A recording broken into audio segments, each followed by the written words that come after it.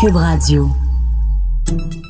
Salut, c'est Charles Tran avec l'équipe dans 5 minutes. On s'intéresse aux sciences, à l'histoire et à l'actualité. Aujourd'hui, on parle de colonisation de planètes. Mais pas celle de Mars, celle de Vénus.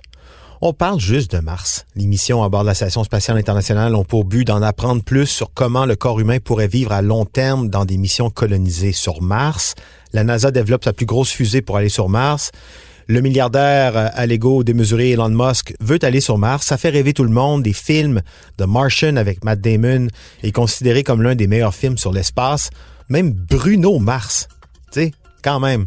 Mais pourquoi ne parle-t-on jamais de Vénus? Après tout, cette planète est parfois appelée la jumelle de la Terre.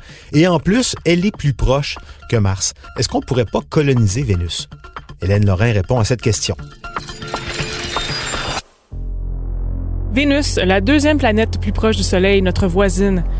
Elle a un nom à faire rêver. Vénus est la déesse de l'amour dans la mythologie romaine. Pourquoi on n'irait pas sur Vénus?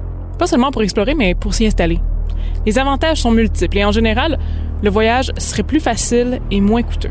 Vénus est plus proche de la Terre que Mars. On parle ici d'une différence de 20 millions de kilomètres, lorsque Vénus et Mars sont au plus proche de la Terre, bien sûr.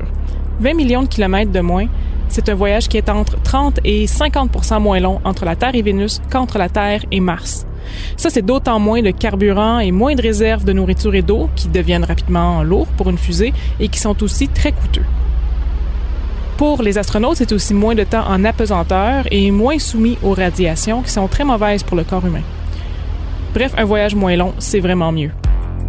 La planète Vénus elle-même a beaucoup d'avantages comparativement à Mars. Tout d'abord, elle est plus proche du Soleil que Mars, évidemment. Il y aurait à peu près 4 fois plus d'énergie solaire disponible sur Vénus que sur Mars. Aussi, l'atmosphère est dense sur Vénus, alors que l'atmosphère martienne est mince comme une feuille d'un roman publié à la Pléiade. Ceci offrirait une meilleure protection contre les dangereuses radiations solaires et aussi moins de météorites. Une atmosphère plus épaisse veut également dire plus de CO2, beaucoup de CO2, et on pourrait théoriquement extraire l'oxygène du CO2 présent dans l'air. Mais surtout, ce qui est le plus grand avantage de Vénus, c'est sa gravité. Si la gravité sur la Terre est à 1, la gravité sur Vénus est à 0.9 et celle sur Mars est à 0.4. C'est maintenant connu que la microgravité, particulièrement sur le long terme, affecte les muscles et les os de manière brutale. En apesanteur, les os, tout particulièrement, perdent de leur densité à peu près 10 fois plus rapidement que les os atteints d'ostéoporose sur Terre. Les muscles, pour leur part, puisqu'ils sont non sollicités en apesanteur, fondent comme neige au soleil. C'est pour ça que les astronautes à bord de la station spatiale s'astreignent à un régime d'exercice très exigeant.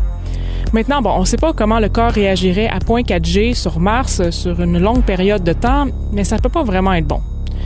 Et ça, pour une colonisation sur le long terme, c'est embêtant. Car si les squelettes des colonisateurs martiens se démantibulent après 12, 14, 20 ou 30 mois, ça devient difficile, voire impossible, de soutenir une colonisation durable qui dure des décennies, voire davantage.